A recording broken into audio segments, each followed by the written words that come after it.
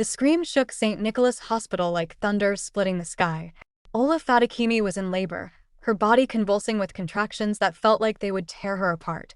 Sweat drenched her face, her natural hair wild and plastered to her forehead as she gripped the bedsheets with desperate fingers. "Where is my husband?" She screamed in Korean, then switched to Yoruba, her voice cracking with pain and fear. "Where is Lee Min Son? Where is he?" The nurses exchanged uncomfortable glances. Mama Fadekemi squeezed her daughter's hand, trying to soothe her, but Ola was inconsolable. Something was wrong. Deep in her bones, she could feel it.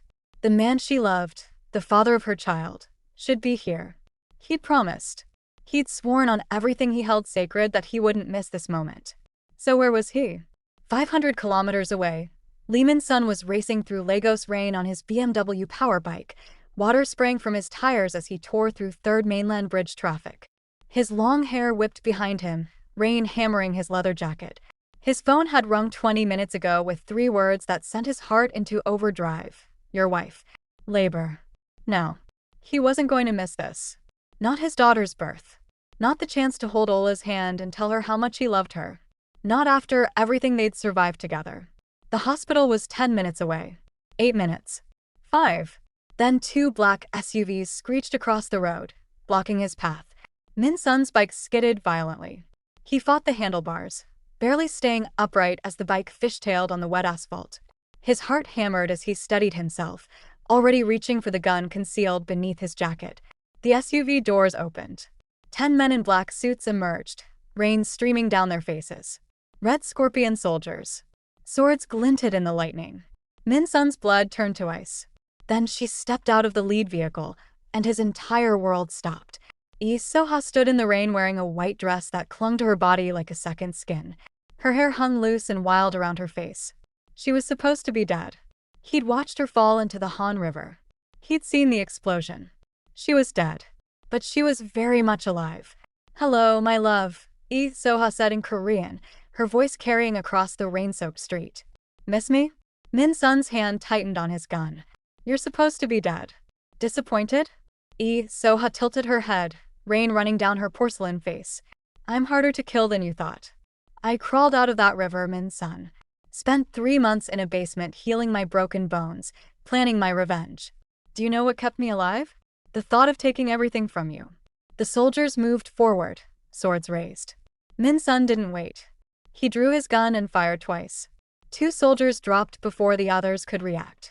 He kicked off his bike, using it as a shield as swords clanged against metal and chrome. He moved like the ghost of BWAM he'd once been.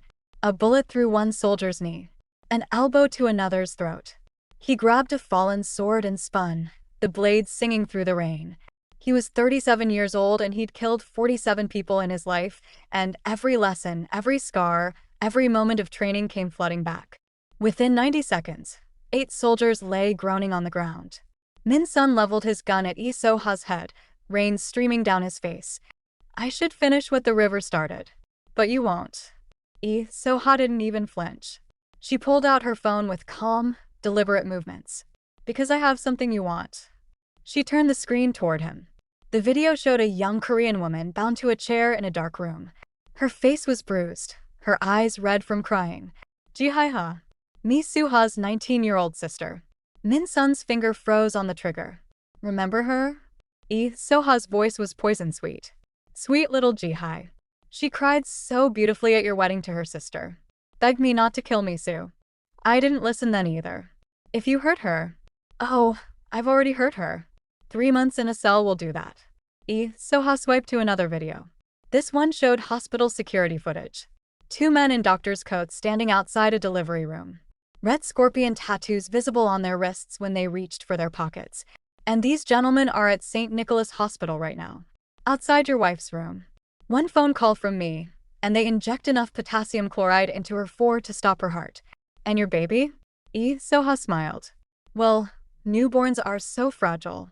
Min Son's world tilted. He could hear the city around him, could hear the rain, could imagine Ola's screams echoing from kilometers away. "What do you want?" "I want what I've always wanted. You.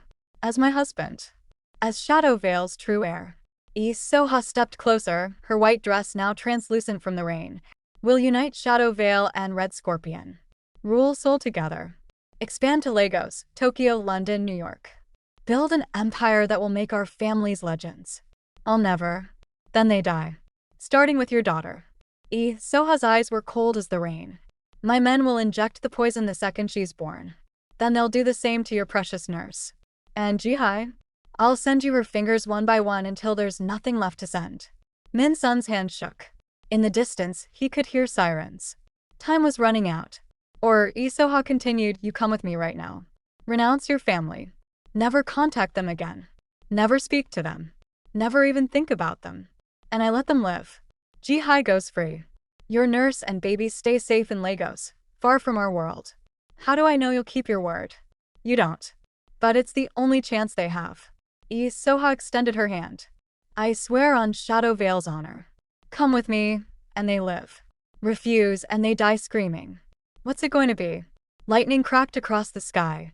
Min Son thought of Ola's smile. The way she looked at him on Alagushi Beach with her hand on her pregnant belly. The way she'd stitched him up that first night in Seoul, saving a stranger who'd crashed into her life. The way she'd chosen to love him despite everything he was. He thought of Soha drowning in the Han River, her hand pressed against the window as water filled her lungs. He'd failed her. He couldn't fail Ola too. Min Son holstered his gun. I'll go with you. But Jihai goes free tonight. Your men leave the hospital immediately. And you swear on everything you hold sacred that you'll never touch my family again. Agreed. Soha's smile was triumphant. But there's one more condition. If I ever catch you trying to contact them, if you ever try to see your daughter, if you even think about going back to Lagos, I'll burn that entire city to the ground. Every person you've ever met there will die screaming. Do we have a deal? Min Son felt something inside him break. But he nodded. Then welcome home, husband. At St. Nicholas Hospital, Ola gave birth at 3:47 in the morning. The baby girl was perfect. Beautiful. She had Min Son's dark eyes and Ola's golden brown skin, and a head full of soft black curls. The nurses placed the baby on Ola's chest. She was crying, tears of joy and heartbreak streaming down her face as she held her daughter for the first time. Where's the father? One of the nurses asked gently. Mama Fadekemi shook her head, her own eyes filled with tears. We don't know. Ola tried calling Min Son's phone. Once. 5 times. 20 times. Each call went straight to voicemail. She left messages in Korean and English and Yoruba, her voice breaking with each one. Min Son, please. Please answer. Our daughter is here. She's beautiful. She needs her father. I need you. Please. But the phone never rang back. Her sister Ngozi brought her fresh clothes and food, but Ola barely noticed. She stared at her daughter's face, seeing Min Son in every feature, and wondered what could have possibly kept him away. Days passed. Then a week. Still no word. Ola moved through life like a ghost. She fed the baby, changed diapers, sang lullabies in the middle of the night. But her heart wasn't in it. Part of her was still waiting for the door to open, for Min Son to walk through with some explanation that would make everything make sense. He never came. 2 weeks after the birth, Ngozi burst into Ola's bedroom where she sat nursing the baby. Sister, come quick. You need to see the TV. Ola, cradling her sleeping daughter, followed her sister to the living room. Mama Fadekemi was already there, hand over her mouth, staring at the television screen. Korean News Network was playing. The headline in English subtitles read, Shadow Veil heir returns from dead, marries Red Scorpion princess in historic alliance. The footage showed Lee Min Son standing on a raised platform in traditional Korean Mafia hanbok. The garment was black silk with intricate gold dragons embroidered across the chest and sleeves. His long hair was pulled back into a perfect top knot. He looked like a king from ancient times, powerful and untouchable. Beside him stood Soha in red and white, her hand possessively on his arm. Below them, 500 Shadow Veil and Red Scorpion soldiers knelt in perfect rows, swords raised in salute. Behind them, Madame Ichion stood watching with a satisfied smile that made Ola's blood run cold. The reporter's voice filled the room. In a shocking turn of events, Lee Min Son, believed to have died in a car accident 8 months ago, has returned to claim his birthright as Shadow Veil's heir. His marriage to Soha, daughter of Red Scorpion's leader, marks the first alliance between these two powerful families in over 40 years. Political analysts say this union could reshape Seoul's entire power structure. The camera zoomed in on Min Son's face. He looked expressionless. Dead inside. Soha leaned close and whispered something. He nodded once mechanically. Ola couldn't breathe. The baby stirred in her arms, but she barely noticed. Her hands had gone numb. Her vision blurred. Ola, Mama Fadekemi said softly. Is that him? Ola couldn't speak. Couldn't move. She stared at the screen as they showed more footage. Min Son and Soha signing documents. Min Son and Soha toasting with champagne. Min Son and Soha addressing the assembled soldiers. He left us, Ola finally whispered. He left us for power. For her. No, sister, Ngozi said, kneeling beside Ola. There has to be an explanation. That man loved you. I saw it in his eyes. But Ola shook her head, tears streaming down her face. Then where is he? Why didn't he call? Why didn't he fight for us? She looked down at her sleeping daughter, at the tiny face that would never know her father. Your name is Almiso, she whispered in Korean, her voice breaking. After your father's first wife. After the woman who taught him it was okay to love. The baby's eyes fluttered open, dark and beautiful, so much like Min Son's that Ola had to look away. 5 months crawled by like years. Ola threw herself into work, opening a small clinic in Lekki Phase 1. She worked 16-hour days, treating patients, managing staff, doing anything to keep her mind occupied. But every night, alone in her room, she would stare at photos of Min Son on her phone and wonder what she'd done wrong. Her mother noticed. Everyone noticed. Ola was fading, becoming a shadow of herself. One night, Mama Fadekemi found her daughter sitting on the floor of her bedroom, Almiso asleep in her crib nearby, tears running silently down Ola's face as she watched a video of Min Son on her phone. It was from Lagos, from before everything fell apart. He was laughing, his long hair falling into his eyes, teaching her how to say I love you in Korean. Ola, you have to stop this, Mama Fadekemi said gently. That man made his choice. You need to move on. For Almiso's sake. I can't, Mama. Ola's voice was barely a whisper. I need to know why. I need to hear him say it to my face. That it wasn't real. That I was just temporary. That he never loved me. And if he breaks your heart again, then at least I'll know the truth. At least I can finally let him go. Ola wiped her tears. I can't live like this anymore, Mama. I'm dying inside. Every day I look at Almiso and I see him, and I wonder if everything we had was a lie. Mama Fadekemi sighed deeply. When will you leave? Tomorrow. And Almiso? She stays here with you and Ngozi. I'll be back in 2 weeks. With closure. With answers. With something. The next morning, Ola booked a flight to Seoul. She packed a small suitcase, kissed her sleeping daughter goodbye, and left before she could change her mind. The flight was 13 hours of torture.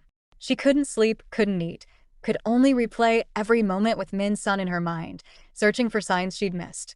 Seoul in winter was exactly as she remembered. Cold. Gray. Beautiful in its harshness. She checked into a small hotel in Gangnam, far from Itaewon and the memories that haunted those streets. That night, she researched everything she could find about Lee Min Son. He was everywhere in the Korean news. Photos of him at business meetings. Videos of him and Soha at charity galas. Articles speculating about Shadow Vale's expansion plans. In every photo, his eyes looked dead. The next morning, Ola dressed in her most professional outfit, the navy blue suit she'd worn for her nursing board interview years ago. She looked at herself in the mirror and barely recognized the woman staring back. When had she become so thin? When had those dark circles appeared under her eyes? She took a deep breath and headed to Shadow Vale Tower. The building was a monolith of black glass and steel, 50 stories tall, with Min Son's name in gold letters above the entrance. Ola stood outside for 5 full minutes, gathering her courage. Then she walked through the doors like she owned the place. Security stopped her immediately at the front desk. Can I help you? I'm here to see Lee Min Son, Ola said in Korean, her accent rough but understandable. The guard looked her up and down. Do you have an appointment? No. But tell him Ola Fadekemi is here. He'll see me. The guard picked up his phone, spoke quietly. Listened. His expression shifted from boredom to discomfort. I'm sorry, ma'am. Mr. Lee says he doesn't know anyone by that name. The words hit Ola like a physical blow. Tell him it's about Lagos. About 6 months ago. Tell him it's about what happened in the rain.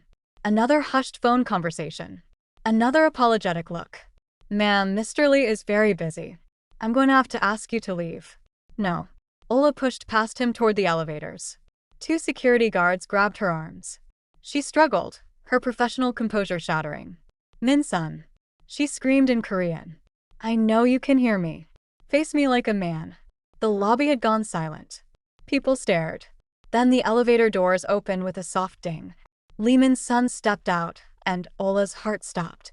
He was thinner than she remembered. His hair was shorter, but still long enough to tie back. He wore an expensive black suit that probably cost more than her entire wardrobe. But it was his eyes that destroyed her. They were empty. Hollow. Like someone had scooped out everything that made him human. Their gazes met across the marble lobby. For 1 second, one heartbeat, she saw something flicker in his expression. Pain. Recognition. Longing. Then it was gone. Who are you? His voice was flat, emotionless. Ola stopped struggling against the guards. What? I think you have the wrong person. Min Son's Korean was perfect, cold. Security, please remove this woman from the premises. Are you serious right now? Ola switched to English, her voice rising with each word. You're really going to do this? The I don't know you routine? After Lagos? After everything we went through together? After you promised? I've never been to Lagos, Min Son interrupted. You're clearly confused. I suggest you leave before I call the police. The guards started dragging her backward toward the exit. Ola fought them, desperation making her strong. We have a daughter. Her name is Almiso. I named her after Mi Soo-ha. She has your eyes, Min Son. She has your... Min Son's face remained perfectly blank. He didn't even blink. As the guards pulled Ola through the doors, she saw it. Just for a fraction of a second. A single tear sliding down his cheek. Then the doors closed between them. Ola collapsed on the sidewalk outside, her professional suit soaked from the melting snow, her heart shattered into pieces, so small she didn't know if they could ever be put back together. Inside the building, Min Son stood frozen in the lobby. His hands were shaking. Every instinct screamed at him to run after her, to explain, to hold her and never let go. Sir? One of the guards said. Should we call the police? No. Min Son's voice sounded strange even to his own ears. Just make sure she doesn't come back.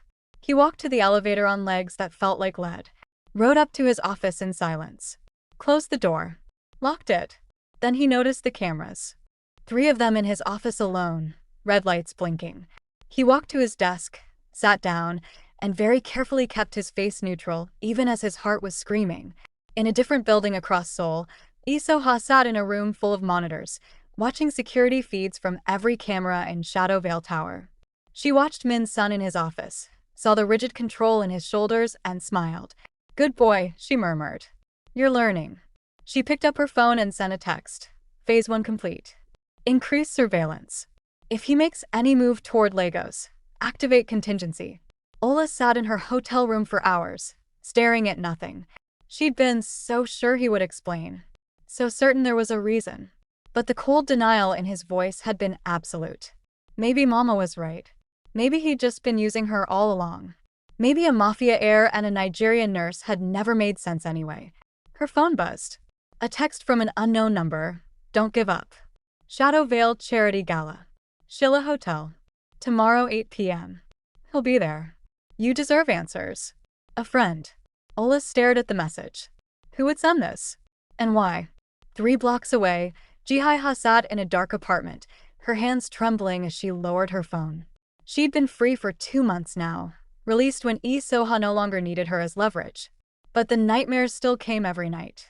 She'd watched the news, seen Min Son's hollow eyes at his wedding, understood what he'd sacrificed. I'm sorry, Appa, she whispered into the darkness. But you can't save everyone by destroying yourself. The next evening, Ola stood outside the Shilla Hotel in a borrowed waitress uniform. A former colleague from Seoul International Hospital had gotten her the outfit and a fake name tag, Seoyun Kim. Are you sure about this? Her friend had asked. No, Ola had admitted. But I have to try. The hotel ballroom was magnificent. Crystal chandeliers cast rainbow light across marble floors. A string quartet played in the corner. Women wore gowns that cost more than Ola made in a year.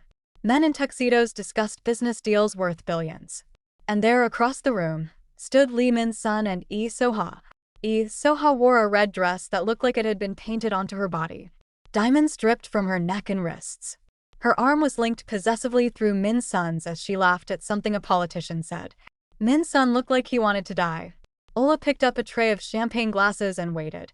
She watched Lee So-ha's patterns, noticed when the woman excused herself to use the restroom every hour. When Lee So-ha finally left Min Sun's side, Ola made her move. She approached with the tray, her heart hammering so hard she thought everyone must be able to hear it. "Champagne, sir?" Min Sun's hand froze, reaching for a glass. His eyes met hers, and for 3 perfect seconds, the mask dropped. She saw everything. The pain, the longing, the desperate apology he couldn't voice. "You shouldn't be here," he said quietly in Korean, his voice rough. "Then tell me why," Ola whispered back. "Give me one reason, Min Sun. One explanation. Why did you leave us? You don't understand. Then help me understand." Before he could answer, Lee So-ha returned. Her eyes locked onto Ola immediately, and Ola watched recognition dawn on that perfect face. Well, Lee So-ha said, her voice dripping with false sweetness. "Who's this, darling?" "Just a waitress," Min Sun said quickly, but his voice shook. Lee So-ha studied Ola with the intensity of a predator examining prey. "You're the Nigerian nurse. From the hospital. The one who made such a scene in our lobby." Ola said nothing. Her hands trembled on the tray. "How much do they pay you for this work?" Lee So-ha asked, plucking a champagne glass from Ola's tray. "Enough. Not enough for decent shoes, I see." Lee So-ha glanced pointedly at Ola's worn flats. "Or nice jewelry. Or anything that would make you worth noticing, really." Min Sun's jaw clenched. "So-ha, I'm just making conversation." Lee So-ha's smile was razor-sharp. "It must be difficult. Being so ordinary. Watching people like us live the lives you'll never have. Tell me, do you ever wonder what it would be like to matter?" Ola's hands tightened on the tray until her knuckles went white. "I matter to the people I help. The children I save. That's enough for me." "How noble." Lee So-ha sipped her champagne, her eyes never leaving Ola's face. "But nobility doesn't pay bills, does it? Nobility doesn't get you into places like this. Nobility doesn't make men like Min Sun fall in love with you." The words were a calculated strike, and they hit their mark. Ola's breath caught.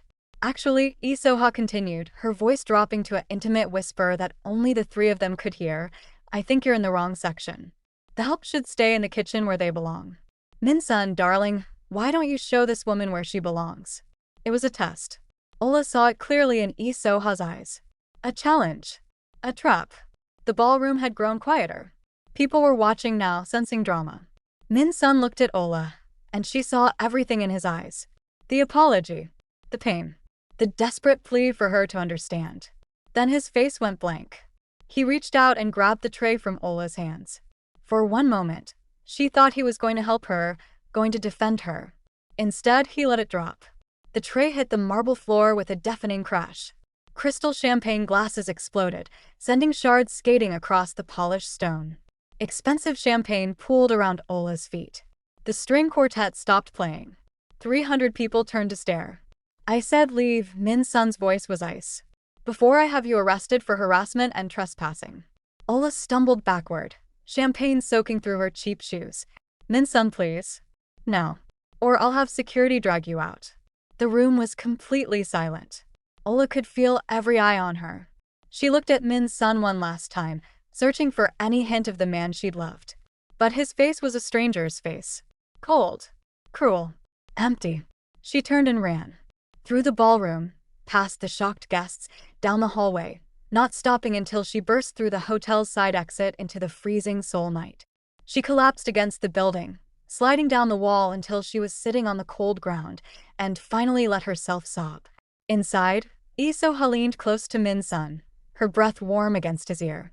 "Perfect. You're finally learning your place." Min Sun stood perfectly still, his hands clenched so tightly his nails cut into his palms. He could feel blood trickling between his fingers. "Clean this up," Lee So-ha said to the staff, gesturing at the broken glass. To the guests, she smiled brilliantly. "My apologies for the disturbance. Please continue enjoying the evening." The quartet started playing again. Conversations resumed. The moment passed, becoming just another piece of gossip to share over drinks. Min Sun excused himself to the restroom.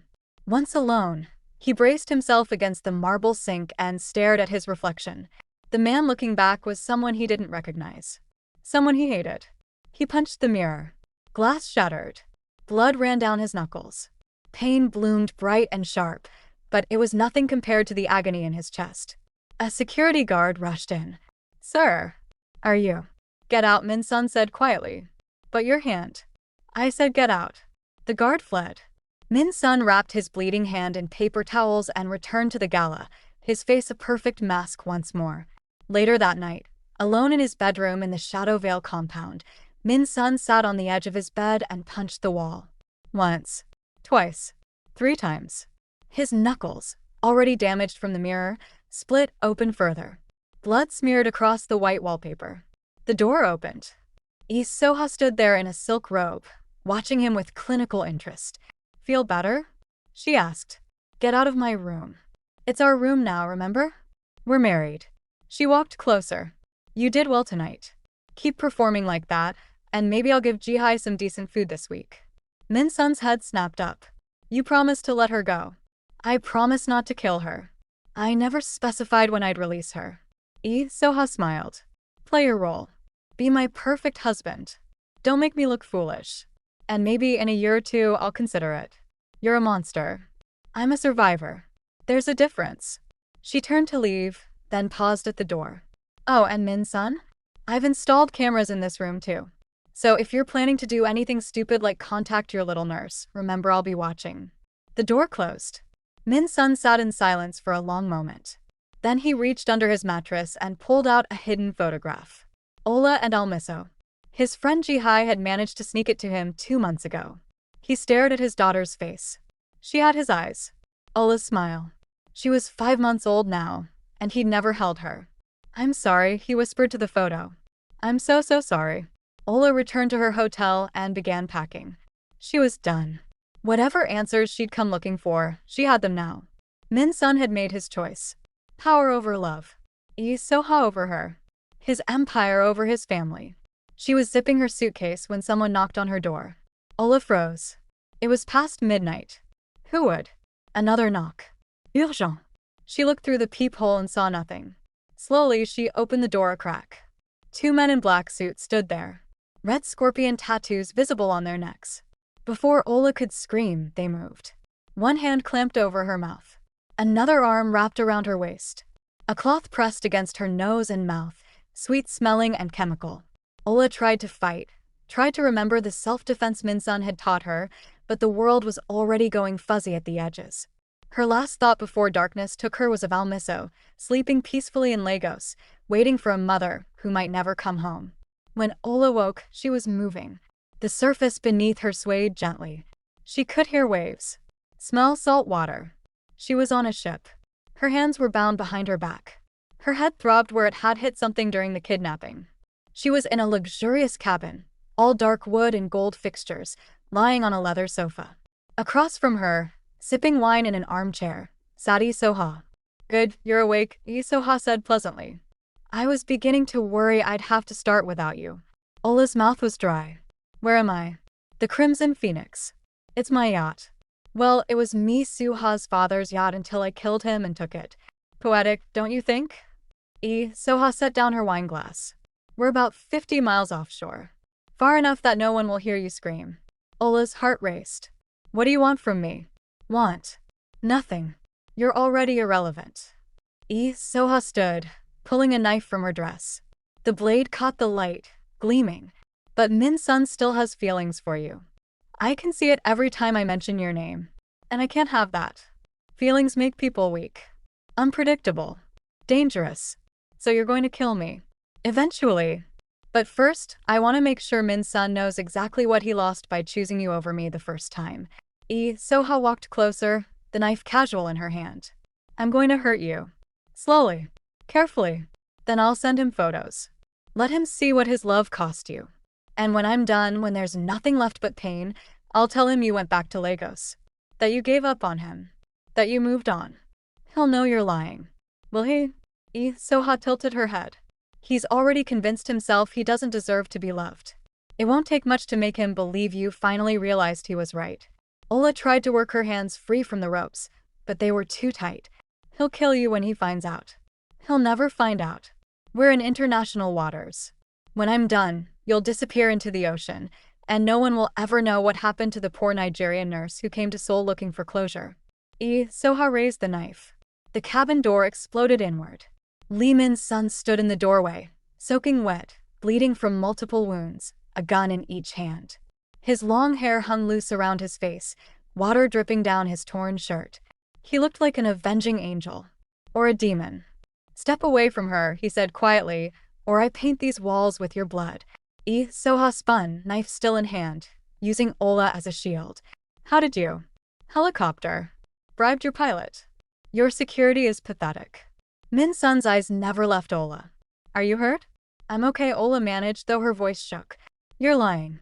Min Son could see the bruise forming on her temple. "But we'll deal with that later. Let her go, Soha." "Or what? You'll shoot me in front of 50 witnesses?" Soha pressed the knife against Ola's throat. "Every Shadow Veil and Red Scorpion soldier on this ship is loyal to me. You're one man. Put the guns down or I open her carotid artery right now." Min Son's jaw clenched. Slowly, he lowered the guns. Placed them on the floor. Kicked them away. He did. Soha smiled. "Good. Now." An explosion rocked the ship. The floor tilted violently. Soha stumbled, the knife pulling away from Ola's throat. "What was that?" Soha screamed. Min Son's smile was cold. "That would be the Crimson Phoenix Syndicate. Apparently, they're not happy about you murdering their leader and stealing his yacht." Above deck, chaos had erupted. Gunfire. Screaming. The clash of swords. Ha Jinwoo, Mi Suha's father, had arrived with 100 soldiers, and they wanted blood. Soha dragged Ola to her feet, knife back at her throat. "You planned this." "I plan to get Ola off this ship alive. Everything else is just karma." Min Son moved toward them. "Let her go. This is between you and me." "No." Soha backed toward the door, pulling Ola with her. "She's my insurance now." They burst onto the main deck into absolute carnage. Shadow Veil soldiers fought Crimson Phoenix fighters. Bodies lay scattered across the polished wood. The yacht's railing was torn apart from explosions. Fires burned in 3 different locations. And standing at the ship's bridge, watching it all with cold satisfaction, was Madame Icheon. "Enough," she shouted in Korean, her voice cutting through the chaos. "Bring me Lee Min Son. Bring me the traitor." 20 Shadow Veil soldiers surrounded Min Son, swords pointed at his chest. Soha dragged Ola toward the bridge. "See, my love? You can't win. You're outnumbered. Outgunned. Give up now and I'll make her death quick." Min Son looked at the soldiers surrounding him. Then he did something completely unexpected. He stopped fighting, raised his hands, and ripped his shirt open. The dragon tattoo blazed across his chest and ribs, intricate and unmistakable in the firelight. "I am Lee Min Son," he roared in Korean, his voice carrying across the entire ship. "Bearer of the dragon sigil. Blood heir to Shadow Veil." Every Shadow Veil soldier froze. "Madame Icheon is not the rightful leader," Min Son continued, his voice like thunder. "She is a regent, a placeholder. I am the true heir. The laws of Shadow Veil are absolute. Blood over politics. The dragon sigil holder commands." One by one, the soldiers lowered their weapons. Madame Icheon's face twisted with rage. "You dare. I am the heir." Min Son walked toward her, soldiers parting before him. "You held power through manipulation and fear. But Shadow Veil's laws are written in blood. My blood. My birthright. And I am taking back what is mine." He turned to face all the soldiers. "I command you.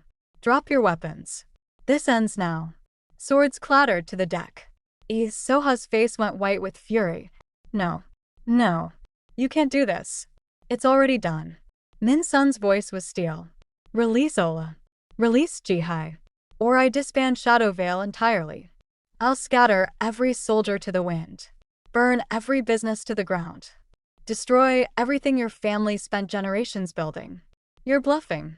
Try me." For a long moment, Soha stood frozen, the knife trembling against Ola's throat. Her perfect composure was cracking, revealing the desperation underneath. Then Ola moved.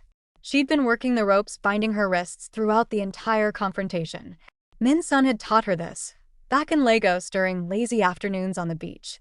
how to dislocate your thumb to slip restraints, how to use your body weight as a weapon. The ropes fell away. Ola drove her elbow backward into Lee Soha's stomach with every ounce of strength she had. The air rushed out of Lee Soha's lungs in a shocked gasp. The knife fell from her hand, clattering across the deck. Ola spun, grabbed the knife, and pressed it against Lee Soha's throat in one fluid motion. "You want to know what makes me worth noticing?"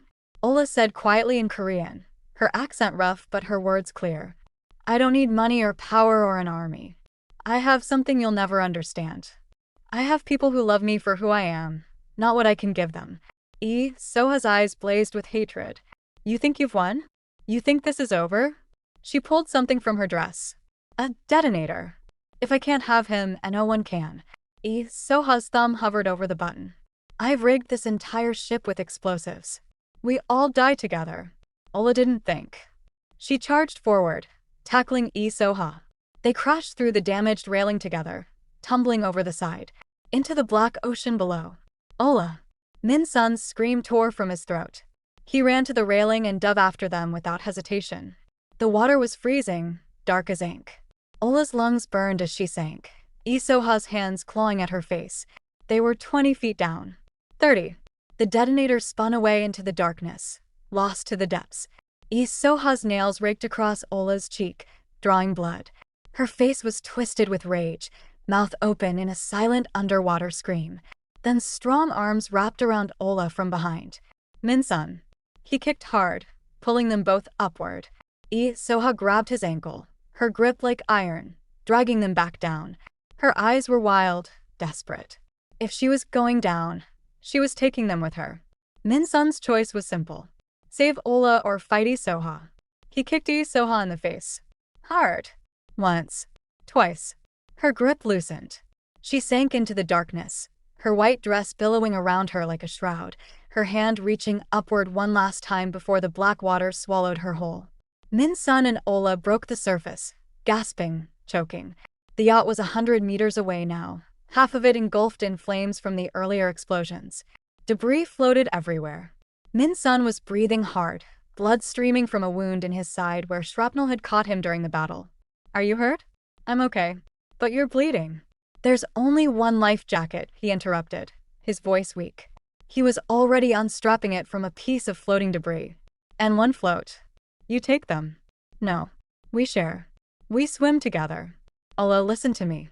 Min Son fastened the life jacket around her with shaking hands. His face was pale, his lips turning blue from the cold. "I don't have much time. The shrapnel hit deep. I'm losing too much blood." "Don't say that. We're getting out of this together. We're going home to Almiso. I need you to know something first." He cupped her face with hands that trembled from more than just cold. "I love you. I never stopped loving you. Not for 1 second of these past 6 months." Ola was crying, her tears mixing with the salt water. "Then why? Why did you leave us?" "Lee Soha had Jihai. Mi Suha's sister. She was going to kill her if I didn't come back." Min Son's breathing was getting more labored. "And she had 2 men in the hospital the night you gave birth. If I didn't leave with her, if I tried to contact you, she would have killed you both. I couldn't risk it. I couldn't lose you like I lost Misu. You should have told me. We could have fought her together. She was watching everything. Every call. Every message. Every moment." His eyes were starting to lose focus. "But I need you to know. Lagos. Our daughter. You. That was the only real thing in my entire life. The only time I was ever truly myself. Min Son, stay with me. Please." Ola's voice broke. "Almiso needs her father. I need you. Don't you dare leave us now. Tell her I'm sorry. That I wanted to be there. That I loved her before I even met her." His hand was slipping from Ola's face. "Tell her about the night we danced on the beach. About the jollof rice you tried to teach me to make. Tell her that loving you both was the best thing I ever did." A spotlight suddenly blazed across the water, blinding them. A boat. A large one, cutting through the waves toward them. Ha Jinwoo stood at the bow, his face grim. "I made a promise to my daughter," he called out in Korean. "I promised Mi Soo-ha that I would protect the people she loved. That includes you, Lee Min Son." They pulled them both aboard. Min Son collapsed on the deck, his breathing shallow. Ola knelt beside him, pressing her hands against his wound, trying to stop the bleeding. Stay with me, she whispered. Don't you dare die on me now. Ha Jinwoo barked orders. His men moved with military precision. Within minutes, they were racing toward shore, toward a hospital, toward hope. Min Son's hand found Ola's. Did I ever tell you, he whispered, that the first time I saw you, I thought you were the most beautiful thing I'd ever seen? You're delirious. I'm serious. You were singing in the shower. Burna boy. Terrible voice. He smiled weakly. I knew right then I was in trouble. Save your strength. I love you. Ola Fadekemi. I love you too. You stupid, self-sacrificing idiot. His eyes closed. The medic on board started working frantically. Don't leave me, Ola whispered, squeezing his hand. Please don't leave me. The boat cut through the black water toward Seoul's lights, toward salvation or loss, toward an ending that wasn't yet written. 3 days later, Ola sat in a hospital waiting room at Seoul Medical Center. She'd been there for 16 hours, ever since Min Son had gone into emergency surgery. The doctors had removed the shrapnel, repaired internal bleeding, given him 4 units of blood. Now they waited to see if he would wake up. Ji-ha sat beside Ola, her thin frame wrapped in a borrowed coat. She'd been freed the night of the yacht battle, found locked in a basement room in the Shadow Vale compound. She was malnourished, traumatized, but alive. He saved me, Ji-ha said quietly in Korean. Ola had learned she spoke some English, and they'd been communicating in a mixture of both languages. When Soha took me, she told me Min Son Appa didn't care. That he'd forgotten about uni. But he gave up everything to keep me alive. He loves your sister, Ola said. And he loves you. I know. That's why I sent you that text. About the gala. Ji-ha's eyes filled with tears. I thought if you saw him, if you understood what he was going through, maybe you could save him from himself. I'm sorry it led to this. You have nothing to apologize for. The surgery room door opened. The doctor emerged, pulling off his mask. His expression was carefully neutral. Ola stood on shaking legs. Is he? He's stable. The surgery went well. He lost a lot of blood, but he's strong. The doctor smiled slightly. He's asking for you. Ola ran. Min Son looked terrible. Pale against the white sheets, tubes and wires running from his arms. Monitors beeping softly. But his eyes were open, and when he saw Ola, his face transformed. Hey, he whispered. Hey yourself. Ola sat beside his bed, taking his hand carefully around the 4. You scared me. I scared myself. He tried to smile, winced at the pain. Is Almiso? She's safe in Lagos with my mother. Healthy. Beautiful. Waiting to meet her father. Min Son's eyes filled with tears. I'm sorry. For everything. For leaving. For the gala. For putting you through this nightmare. Shut up. Ola was crying too. Just shut up and get better. I don't deserve you. Probably not. But you're stuck with me anyway. She leaned down and kissed him gently. When you can travel, we're going home. To Lagos. All of us. What about Shadow Vale? Ha Jinwoo is taking temporary control. He's disbanding Red Scorpion, reforming Shadow Vale's operations, making them legitimate. Ola brushed hair from his forehead. You don't have to be the ghost of BWAM anymore. You can just be Min Son. Almiso's father. My husband. A man, not a weapon. That sounds perfect. Over the next 2 months, Min Son healed. Slowly. Painfully. But he healed. Ha Jinwoo visited often, bringing news of Seoul's underworld restructuring. Madame Icheon had been arrested on multiple charges. Shadow Vale was becoming a legitimate security corporation. The violence was ending.